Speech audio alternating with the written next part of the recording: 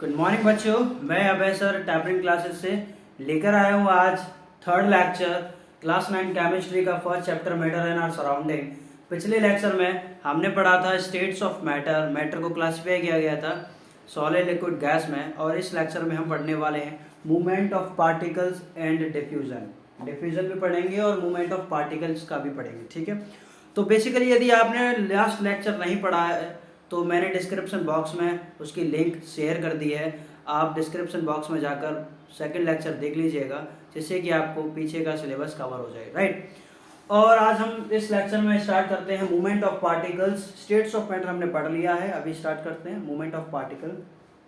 तो समझते हैं क्या है मूवमेंट ऑफ पार्टिकल। सबसे पहले तो ये जानेंगे इसमें हम कि पार्टिकल्स का मूवमेंट क्या होता है। बेसिकली हमें ये तो पता थी, कैरेक्टरिस्टिक्स में हमने ये सीख लिया था कि पार्टिकल्स मूव करते हैं, राइट। ये तो सही बात है कि पार्टिकल्स मूव करते हैं, चाहे वो लिक्विड हो चाहे गैस हो, राइट। पार्टिकल्स तो मूव करते हैं, सॉलिड में भी पार्टिकल्स मूव करते हैं, राइट। लेकिन इनका मूवमेंट जो होता है वो कैसा होता है, किस टाइप का मूवमेंट होता है, और ये मूवमेंट एक्चुअल में करते कैसे हैं, तो बेसिकली आज हम वो लेक्चर में कवर कर लेंगे, राइट। तो सबसे पहली बात तो मैं आपको बताना चाहता हूं कि रॉबर्ट ब्राउन, एक बहुत फेमस साइंटिस्ट है रॉबर्ट ब्राउन। इन्होंने क्या किया था 1827 में 1827 में इन्होंने पार्टिकल्स का मूवमेंट देखा था। पार्टिकल्स किस तरीके से मूवमेंट करते हैं, किस तरीके से मूवमेंट करते हैं, वो मूवमेंट रॉबर्ट ब्राउन ने 1827 में देखा। वो कैसे देखा वो मैं बताता हूँ। इन्होंने ना एक एक्सपेरिमेंट किया था। इन्होंने एक एक्सपेरिमेंट किया था। वो एक्सपेरिमेंट इनका पॉलन ग्रेन वाला, पॉलन ग्रेन। अब पॉलन ग्रेन आपने बायोलॉजी में पढ़ा होगा पहले से ही, रिप्रोडक्शन इन प्लांट्स में पढ़ा होगा आपने पॉलन ग्रेन क्या होता है, राइट। तो बेसिकली इनका एक्सपेरिमेंट क्या था वो मैं समझाता हूँ आपको। इन्होंने क्या किया कि इन्होंने एक वाटर लिया, राइट। इन्होंने वाटर लिया, उस वाटर में इन्होंने क्या किया, जो पॉलन ग्रेन जो थे, पॉलन ग्रेन जो होते हैं, आप जानते हो पॉलन ग्रेन क्या होता है, मैं बताता हूँ आपको। एक फ्लावर होता है जो स्टेमन होता है, मेल पार्ट होता है, मेल पार्ट होता है स्टेमन, जैसे एंथर भी बोलते हैं। स्टेमन में से जो पोलन ग्रेन होते हैं वो एक फीमेल पार्ट पर जाके गिरते हैं, तब जाके उनका रिप्रोडक्शन कंप्लीट होता है, ठीक है। लेकिन इन्होंने क्या किया, वही पोलन ग्रेन इन्होंने वाटर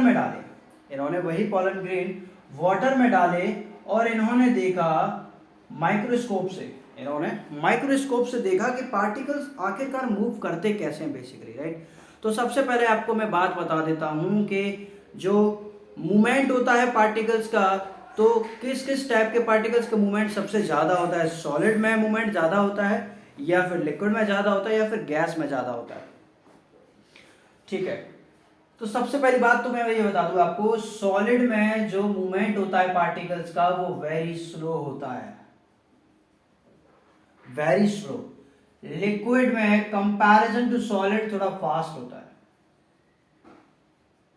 सॉलिड के कंपैरिजन लिक्विड में जो मूवमेंट का पार्टिकल्स का जो मूवमेंट है वो फास्ट होता है लिक्विड के अंदर in comparison to the solid. और बात की जाए गैस की, तो गैस में वेरी फास्ट होता है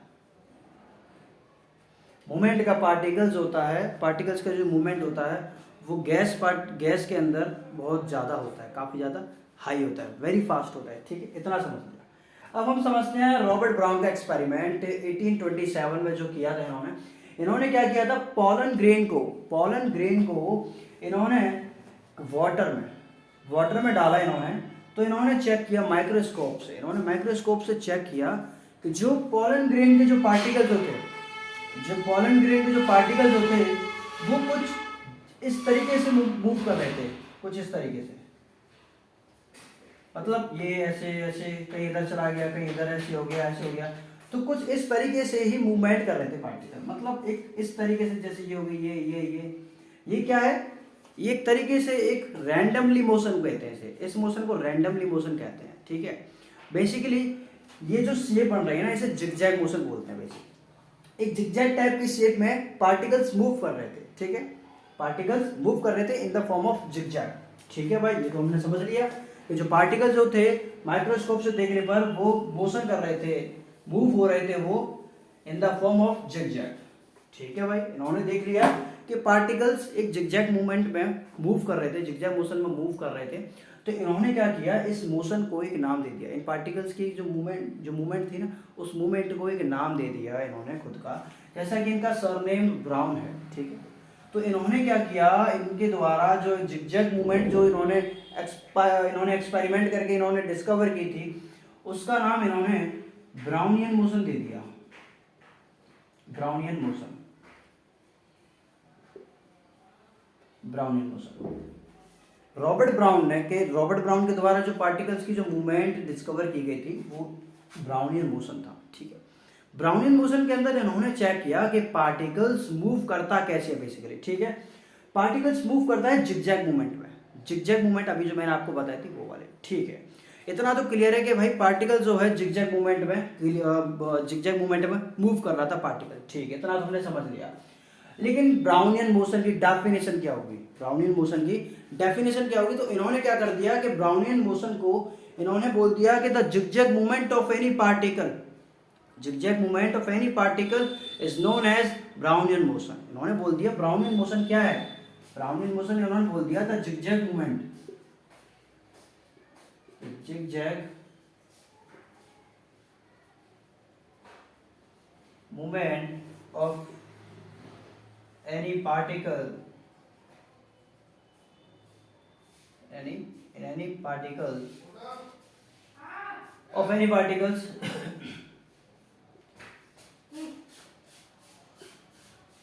in any medium, in any medium बोल दिया that is Brownian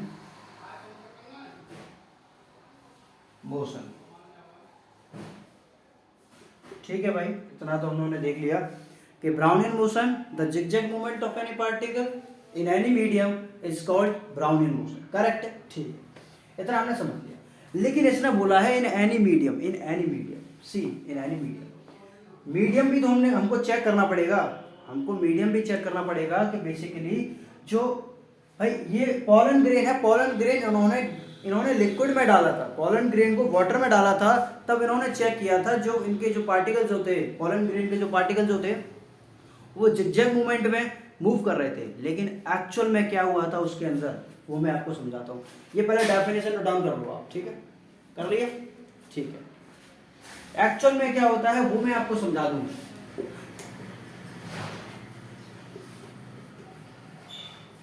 basically actual में ये होता है उसके अंदर कि सबसे पहले बात करूंगा मैं लिक्विड की, क्योंकि जब लिक्विड की बात चल रही है, ब्राउनियन मोशन उन्होंने लिक्विड में चेक किया था, तो लिक्विड की ही बात करेंगे।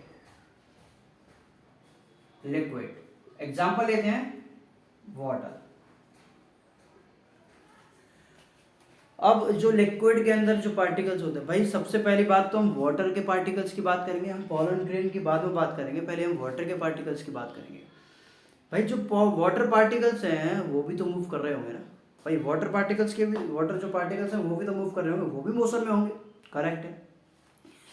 जो वाटर पार्टिकल्स हैं वो बहुत ज़्यादा रैपिडली मूव हो रहे थे, बहुत ज़्यादा रैपिडली मूव हो रहे थे, क्योंकि उनके जो फोर्स ऑफ अट्रैक्शन था, जो उनके बीच का जो फोर्स ऑफ अट्रैक्शन था वो लेस था in comparison to the solid. Solid के कंपैरिजन में force of attraction in liquid is very less, कम होता है, यू नो वेरी वेल। ठीक है, जो वाटर के जो पार्टिकल्स थे वो बहुत ज्यादा रैपिडली मूव कर रहे थे, रैपिडली मूव कर रहे थे वाटर के पार्टिकल्स। अब क्या किया कि वाटर में क्या कर दिया था, पोलन ग्रेन, वाटर में क्या किया था रॉबर्ट ब्राउन ने, पोलन ग्रेन डाला था, पोलन ग्रेन के पार्टिकल्स डाले हुए थे। तो जो पोलन ग्रेन के जो पार्टिकल्स जो थे वो हिट हो रहे थे, वो हिट किए जा रहे थे, हिट किए जा रहे थे किसके द्वारा, वाटर के पार्टिकल्स के द्वारा। वाटर के पार्टिकल्स के द्वारा जो पोलन ग्रेन के जो पार्टिकल्स होते वो हिट हो रहे थे प्रॉपरली, पूरी फुल तरीके से उनको हिट किया जा रहा था, और उनको वो हिट होने के जो तरीका था वो जिगजैग मोशन था, वो जिगजैग मूवमेंट में उनको हिट किया जा रहा था, जिससे कि हमें पता चली कि लिक्विड के पार्टिकल्स, जो वाटर के पार्टिकल्स का जो मोशन जो था ना वो बहुत ज़्यादा हैवी था, बहुत हाई था, वेरी फास्ट। ठीक है, ये हमने समझ लिया ब्राउनिंग मोशन क्या होता है। करेक्ट है आपको? ठीक है, ये देख लो जरा, जैसे मैं रफ कर रहा हूँ, स्क्रीनशॉट तो आपने ले लिया होगा पहले से। ठीक है, अभी हमने ये समझ लिया मोशन क्या होता है, हमने मूवमेंट ऑफ पार्टिकल समझ लिया इन लिक्विड में। ब्राउनिंग मोशन का जो ब्राउनिंग मोशन जो था, रॉबर्ट ब्राउन का जो एक्सपेरिमेंट था वो हमने समझ लिया। ठीक है, अभी हम बात करते हैं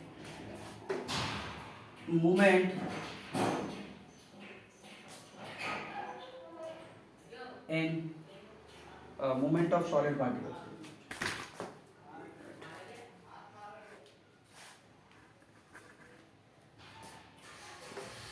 movement of solid gaseous particle.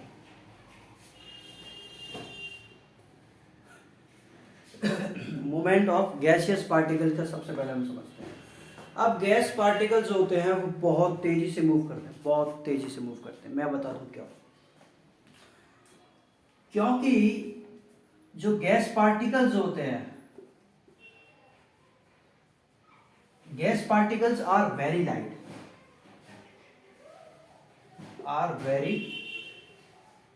Light, जो गैस पार्टिकल्स होते हैं वो बहुत ज़्यादा हल्के होते हैं, बहुत ज़्यादा हल्के होते हैं। इसका मतलब ये कि जो गैस पार्टिकल्स की जो डेंसिटी होती है ना वो बहुत कम होती है, बहुत कम डेंसिटी होती है। जिस पार्टिकल की, एक बात ध्यान रखना, जिस पार्टिकल की डेंसिटी जितनी कम होगी वो उतना ही ज़्यादा मूवमेंट करेगा। जिस पार्टिकल की डेंसिटी जितनी कम होगी वो उतना ही ज़्यादा मूवमेंट करेगा। इसका मतलब ये कि डेंसिटी डायरेक्टली प्रोपोर्शनल करती है किसके? Movement of particle. यदि पार्टिकल की डेंसिटी हैवी हुई, हाई हुई, तो वो पार्टिकल का जो मूवमेंट होगा वो भी कम होगा। यदि डेंसिटी ये आपका ये गलत हो गया, इनवर्सली प्रोपोर्शनल होगा, ये डायरेक्टली प्रोपोर्शनल नहीं होगा।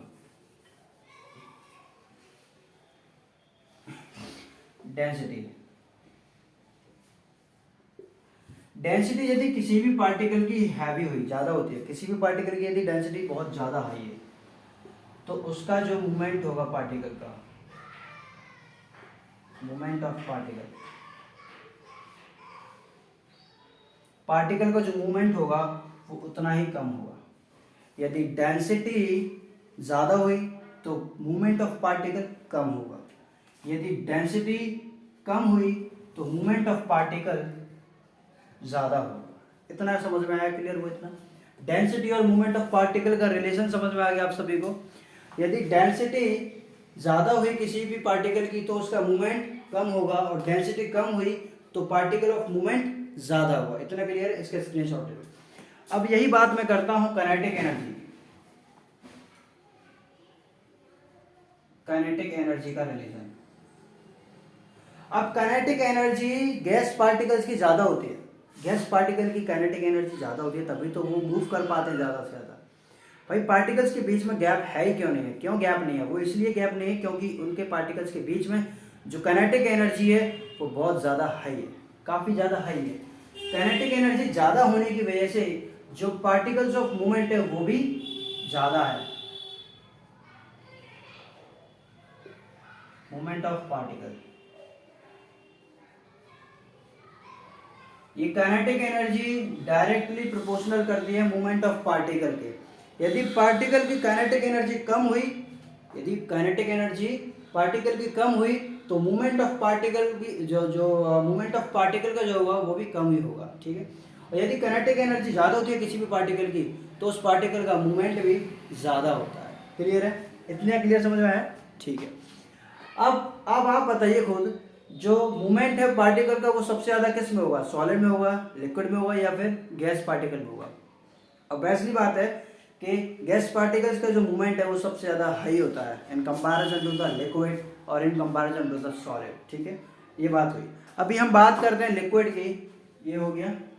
ठीक है, स्क्रीनशॉट ले लिया होगा आपने। अब हम बात करते हैं लिक्विड पार्टिकल्स की, बात करते हैं लिक्विड पार्टिकल्स की।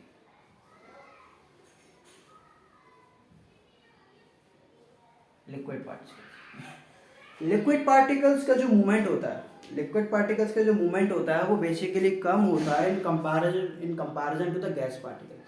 गैस पार्टिकल का कंपैरिजन, यदि हम गैस पार्टिकल के साथ कंपेयर करें लिक्विड पार्टिकल्स का, तो लिक्विड पार्टिकल्स का जो मूवमेंट होता है वो कम होता है in comparison to the gas particle, ठीक है।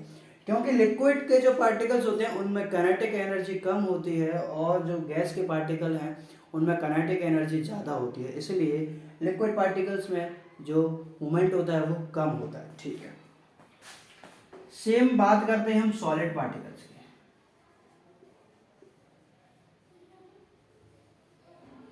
सेम हम बात करते हैं सॉलिड पार्टिकल्स की। सॉलिड पार्टिकल्स का जो मूवमेंट होता है वो सबसे कम होता है, वो सबसे कम होता है, ठीक है, in comparison to the liquid and gas. Gas और लिक्विड के कंपैरिजन, यदि हम गैस और लिक्विड का कंपेयर करें तो गैस का ज़्यादा मूवमेंट होता है, गैस पार्टिकल का ज़्यादा मूवमेंट होता है in comparison to the liquid. और यदि हम बात करते हैं लिक्विड और सॉलिड में, सॉलिड और लिक्विड में यदि कंपेयर करें हम, तो सॉलिड पार्टिकल्स का जो मूवमेंट है वो कम होता है in comparison to the liquid. Liquid particles का जो मूवमेंट है वो ज़्यादा होता है, ठीक है, वो मैंने बता दिया है किस लिए। एक तो आप काइनेटिक एनर्जी का रीजन दे सकते हो इसके अंदर कि जो काइनेटिक एनर्जी सॉलिड पार्टिकल्स की है वो कम होती है, सॉलिड पार्टिकल्स की जो काइनेटिक एनर्जी होती है वो कम होती है, इसलिए मूवमेंट भी सॉलिड पार्टिकल में बहुत कम होता है। इतना क्लियर हुआ, ठीक है। अभी हम देने जा रहे हैं एग्जांपल आपको, अभी मैं दे रहा हूं आपको एग्जांपल।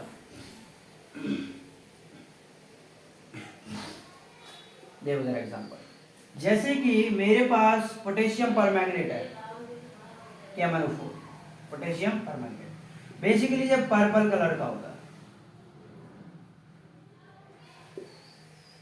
मैंने क्या किया, मैंने एक बीकर में वाटर ले लिया, इस बीकर में मैंने क्या कर दिया, वाटर ले लिया, ठीक है। और मैंने क्या किया, इस बीकर के अंदर मैंने KMnO4 का पोटेशियम परमैंगनेट का एक क्रिस्टल ले लिया, पीस लिया क्रिस्टल, वो ये रहा। जैसे ही मैं उस क्रिस्टल को, KMnO4 के क्रिस्टल को इस बीकर में डाल देता हूं, तो आप देखोगे धीरे धीरे अभी तो वाटर का जो कलर जो था वो ट्रांसपेरेंट था, राइट। जैसे ही मैं KMnO4 की जो क्रिस्टल डालता हूं, तुरंत धीरे धीरे करके ये इसके जो पार्टिकल्स हैं इसमें से छोड़कर धीरे धीरे इस लिक्विड के मीडियम में चले जाएंगे, लिक्विड के मीडियम में चले जाएंगे। और नेक्स्ट बीकर हम जब देखेंगे इसे थोड़ी देर बाद, तो इसके पार्टिकल्स जो हैं, KMnO4 के जो पार्टिकल्स जो हैं वो इस पूरे के पूरे बीकर में स्प्रेड हो जाएंगे, इस पूरे के पूरे बीकर में स्प्रेड हो जाएंगे, क्योंकि मूवमेंट ऑफ पार्टिकल लिक्विड के अंदर ज़्यादा होता है in comparison to the solid. Solid के पार्टिकल्स का जो मूवमेंट होता है वो कम होता है और लिक्विड के पार्टिकल्स का जो मूवमेंट होता है वो हाई होता है, ठीक है। इससे हमें पता चली कि जो मूवमेंट ऑफ पार्टिकल का, जो पार्टिकल्स के जो मूवमेंट होता है वो बेसिकली जिगजैग मूवमेंट में होता है उनका, ठीक है। पार्टिकल्स जो होते हैं उनका जो मोशन होता है वो जिगजैग मूवमेंट में होता है, जो कि डिस्कवर किया गया था रॉबर्ट ब्राउन इन 1827, ठीक है। अभी हम पढ़ने जा रहे हैं डिफ्यूजन। ये हमारा क्लियर हो गया मूवमेंट ऑफ पार्टिकल। अभी हम पढ़ने स्टार्ट कराने आ रहे हैं डिफ्यूजन। डिफ्यूजन क्या होता है?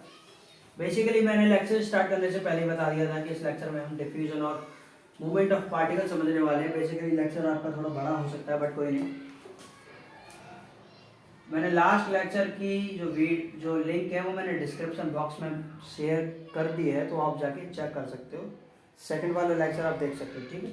नोट्स मैं प्रोवाइड करवा दूंगा जैसे ही ये आपका सिलेबस कंप्लीट हो जाएगी। चैप्टर कंप्लीट होने पर नोट्स मैं डिस्क्रिप्शन बॉक्स में शेयर कर दूंगा, राइट, ठीक है। लेकिन अब हम पढ़ते हैं डिफ्यूजन। अब बेसिकली जो डिफ्यूजन है वो पूरा का पूरा डिपेंड करता है मूवमेंट ऑफ पार्टिकल। पार्टिकल के मूवमेंट पे ही डिपेंड करता है डिफ्यूजन। ये पूरा टॉपिक डिफ्यूजन का पार्टिकल ऑफ मूवमेंट के पार्टिकल पे ही डिपेंड करता है, ठीक है भाई। इसमें करना ही क्या है कि डिफ्यूजन होता क्या है, सबसे पहले हम ये समझ लेते हैं डिफ्यूजन क्या है। डिफ्यूजन होता है कि जब किसी एक सब्सटेंस के पार्टिकल दूसरे सब्सटेंस के पार्टिकल दोनों आपस में मिक्स हो जाते हैं, एक सब्सटेंस के पार्टिकल दूसरे सब्सटेंस के पार्टिकल आपस में मिक्स हो जाते हैं और वो जब तक इक्विलिब्रियम स्टेबल नहीं कर लेते तब तक वो डिफ्यूजन नहीं बोला जाता।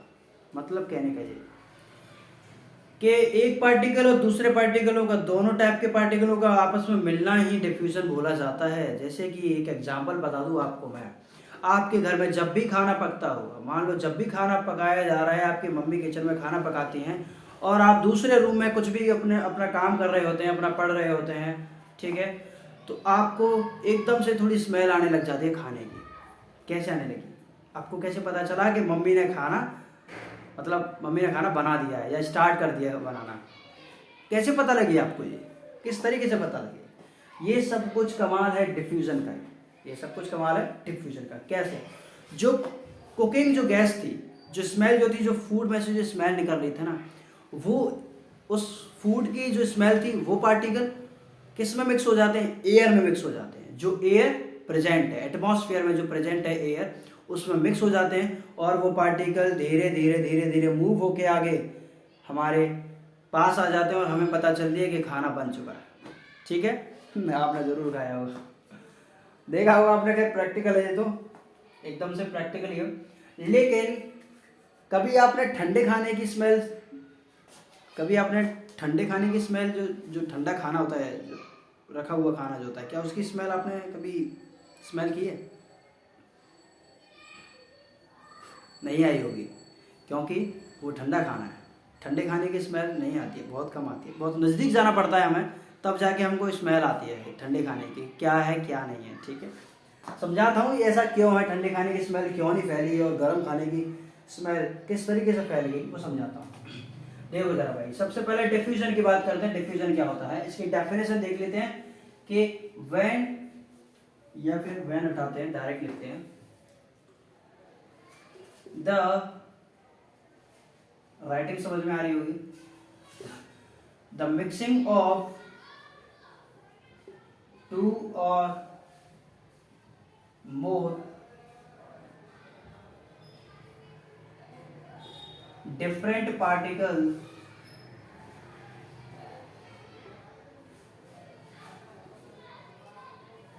of different substances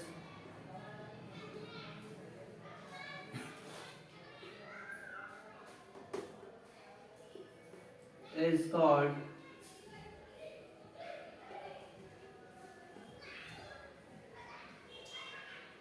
diffusion. The mixing of two or more different particles of different substances is called diffusion. मतलब कि जब दो या दो से ज़्यादा अलग टाइप के पार्टिकल्स के, अलग टाइप के सब्सटेंस के पार्टिकल्स आपस में मिक्स होते हैं तो उनको बेसिकली डिफ्यूजन बोला जाता है। उनको बेसिकली डिफ्यूजन बोला जाता है। ठीक है, इतना क्लियर हुआ? ठीक है, अब आगे चलते हैं कि अब सॉलिड में क्या डिफ्यूजन होगा, लिक्विड में क्या डिफ्यूजन होगा, गैस में क्या डिफ्यूजन होगा। ठीक है, वो भी हम समझ लेते हैं। देखो ये डेफिनेशन कर लिया आपने, ठीक है, स्क्रीनशॉट ले लिया होगा। अभी हम देख लेते हैं कि diffusion in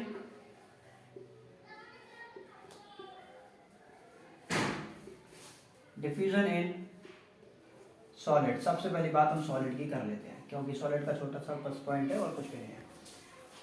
diffusion in solid, solid में डिफ्यूजन बहुत स्लो होता है, बहुत स्लो, इसे बहुत टाइम लग जाता है। सॉलिड में डिफ्यूजन करना, ये मतलब समझ लो कि महीने 2 महीने से भी ज़्यादा टाइम लग जाता है इसके अंदर। जैसे कि कोई आयरन है, कोई आयरन पीस है, वो आयरन पीस बाहर ग्राउंड में पड़ा हुआ है, कहीं भी बाहर ग्राउंड में पड़ा हुआ है आयरन पीस, राइट, और आप चेक करना कि उस आयरन पीस पे रस्ट लग जाती है क्या? वो 1-2 दिन में ही रस्ट लग जाती है क्या? 1-2 घंटे में ही रस्ट लग जाती है? नहीं, it takes too long time, वो बहुत लंबा टाइम लगता है। हो सकता है 1 महीने लग जाए, 2 महीने लग जाए, 3 महीने लग जाए। मतलब सॉलिड के अंदर डिफ्यूजन होने का मतलब बहुत समय लगता है, काफी समय लगता है। क्योंकि जो पार्टिकल्स की जो मूवमेंट है वो बहुत स्लो है। जब पार्टिकल्स की जो मूवमेंट है वो बहुत स्लो होगी तो डिफ्यूजन भी तो स्लो होगा, ये तो समझो। तो इसका मतलब diffusion in solid is very slow due to less movement of particles की जो मूवमेंट होती है वो कम होती है in solid substance. Solid substance में डिफ्यूजन बहुत स्लो होता है। ठीक है, नेक्स्ट बात करते हैं हम डिफ्यूजन।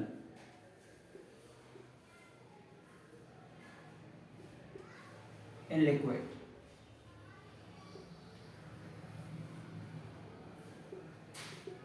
अब लिक्विड में जो डिफ्यूजन होता है वो फास्ट होता है in comparison to the solid. Solid और लिक्विड के बीच की यदि बात करें कि डिफ्यूजन किस में ज़्यादा होता है तो लिक्विड में ज़्यादा होता है डिफ्यूजन। समझ लो जरा किस तरीके से डिफ्यूजन ज़्यादा होता है। सेम एग्जांपल मैंने आपको अभी थोड़ी देर पहले दिया था। लाइक जैसे कि मान लो कि आई एम हैविंग, मेरे पास कोई वाटर है, मान लो वाटर है, ठीक है, मेरे पास वाटर है और वो वाटर में मैंने क्या कर दिया है, कुछ भी शुगर डाल दी, मान लो शुगर डाल दी मैंने, ठीक है, तो शुगर डिजोल्व होने में कितना समय लगेगी लिक्विड के अंदर? लिक्विड के अंदर शुगर डिजोल्व होने में कितना समय लगेगी? बहुत कम समय लगेगी, मतलब डिजोल्व हो ही जाएगी, हो जाती है। ठीक है, ठंडे पानी की और गर्म पानी की बात बाद में करेंगे, पहले हम ओनली डिफ्यूजन समझ लेते हैं। ठीक, डिफ्यूजन इन लिक्विड, लिक्विड में जो डिफ्यूजन होता है वो फास्ट होता है in comparison to the solid. Means diffusion in liquid is fast than that of solid। इतना क्लियर हुआ? ठीक। थर्ड हम बात करते हैं डिफ्यूजन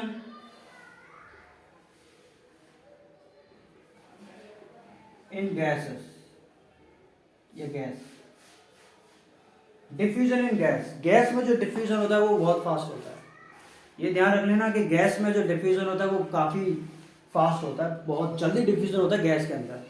यदि आप प्रे कर रहे हो, आप पूजा कर रहे हो, आप अगरबत्ती इंसेंस स्टिक आप मंदिर में लगा रहे हो, तो उसके बावजूद भी आप बाहर क्यों ना हो, आपके घर से उसकी स्मेल चली जाती है, तो उसकी खुशबू आपके आस पड़ोस में भी फैल जाती है, पता चल जाती है भाई आसपास किसी ने पूजा की है।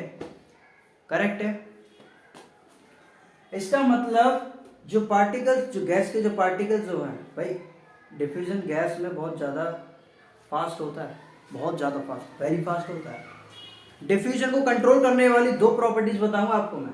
डिफ्यूजन को कंट्रोल करने वाली दो प्रॉपर्टी बताऊंगा। पहले ये समझ लो, डिफ्यूजन इन सॉलिड्स काफ़ी कम होता है, बहुत स्लो होता है, बहुत स्लो प्रोसेस होती है। लिक्विड में डिफ्यूजन ज़्यादा होता है, फास्ट होता है comparison to the solid. But बात करें डिफ्यूजन इन गैस, तो गैस में डिफ्यूजन सबसे ज़्यादा फास्ट होता है, बहुत फास्ट होता है।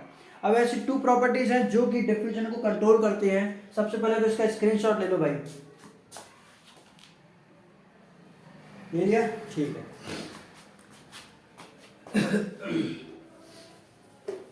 टू प्रॉपर्टीज ऐसी जो कि भाई दोनों प्रॉपर्टी फिजिकल प्रॉपर्टीज हैं, दोनों की दोनों फिजिकल प्रॉपर्टीज ऐसी हैं जो कि डिफ्यूजन को कंट्रोल करती हैं। Number 1 temperature. क्लियर है? टेम्परेचर डिफ्यूजन को कंट्रोल करता है। जैसे मान लो बात करते हैं हम लिक्विड की बात करते हैं, ठीक है, लिक्विड की बात करते हैं। तो लिक्विड में मान लो कोल्ड लिक्विड है, ठंडा पानी है, ठंडा लिक्विड है, ठीक है, पानी की बात नहीं कर रहे, बस लिक्विड की बात कर रहे हैं। ठंडा लिक्विड है, कोल्ड लिक्विड है, तो उसमें डिफ्यूजन कम होगा, मतलब कम होने का मतलब स्लो होगा comparison to the warm water. मान लो ये मेरे पास कोल्ड वाटर है, ठीक है, और इधर मेरे पास वार्म वाटर या फिर हॉट वाटर।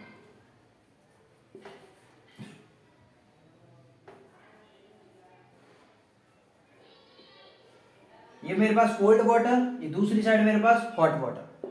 अब दोनों में ही ये मान लो जो डिफ्यूजन होगा इसमें फास्ट होगा, इसमें स्लो होगा। कभी देखना आप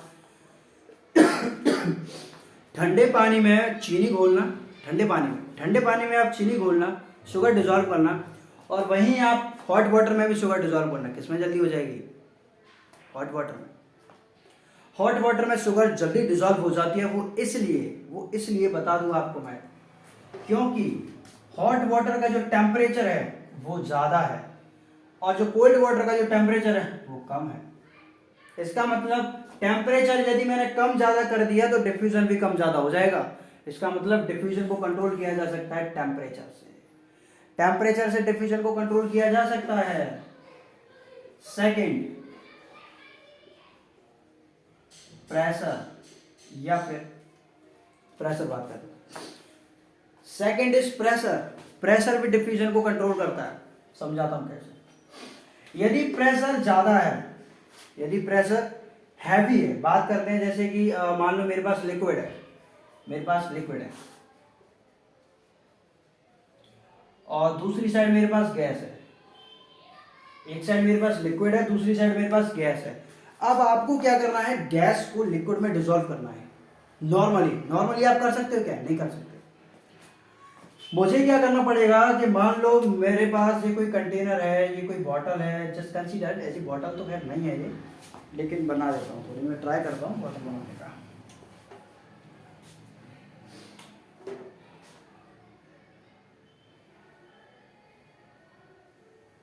ये बॉटल है मेरे पास, ठीक है, ये रही बॉटल। इस बॉटल में मेरे पास वाटर है पहले से, इस बॉटल में वाटर है, पानी है, और मुझे इस गैस को इसके अंदर डिसॉल्व करना है। नॉर्मली तो डिसॉल्व होगी नहीं होगी भाई, वो डिसॉल्व होगी नहीं, आप उसे अंदर डाल ही नहीं सकते। कैसे कंट्रोल? डाल भी दी एक बार तो फिर आप दोबारा से वो अपने आप बाहर निकल जाएगी। कैसे? यदि मैं एक काम करूं, मैं इस बॉटल का जो प्रेशर है वो बढ़ा देता हूं, मतलब कि इस गैस का जो प्रेशर है, गैस का जो प्रेशर है उसका प्रेशर मैं बढ़ा देता हूँ, हैवी कर देता हूँ। यदि मैं प्रेशर बढ़ा दूंगा, गैस का प्रेशर बढ़ा दूंगा, तो तुरंत ये लिक्विड में आके डिसॉल्व हो जाएगी और इस बॉटल को वहीं के वहीं सील कर दूंगा, उसी प्रेशर के अंडर में। इस बॉटल को उसी प्रेशर के अंडर में सील कर दूंगा, जिससे कि बॉटल के अंदर जो प्रेशर है वो मेंटेन रहे। यदि बॉटल के अंदर प्रेशर जो मेंटेन रहेगा तब तक गैस इसके अंदर डिसॉल्व रहेगी, तब तक डिफ्यूजन अच्छा हुआ। जैसे ही आपने इस ढक्कन को ओपन कर दिया, तुरंत वो गैस जो आपने डिसॉल्व की थी इस बॉटल के अंदर, वो तुरंत बाहर हो जाएगी। ठीक है, क्लियर हुआ? सबसे बढ़िया क्लियर हुआ। तो टेम्परेचर और प्रेशर ये दोनों ही ऐसी फिजिकल क्वांटिटीज हैं जो कि डिफ्यूजन को कंट्रोल करती है, डिफ्यूजन को कंट्रोल किया जा सकता है और करती है। ठीक है, आशा करता हूँ कि ये वाला लेक्चर आपको समझ में आया होगा, और मैंने दूसरे लेक्चर की वीडियो की जो लिंक है वो मैंने डिस्क्रिप्शन बॉक्स में आपको ऑलरेडी दे दी, आप जाकर चेक कर सकते हो, देख सकते हो, जिसमें कि मैंने आपको स्टेट्स ऑफ मैटर पढ़ाया है। और बाकी चैनल को सब्सक्राइब करना ना ध्यान भूलें, और वीडियो को लाइक और शेयर करना जरूर करें। ठीक है, bye bye and take care, thank you very much.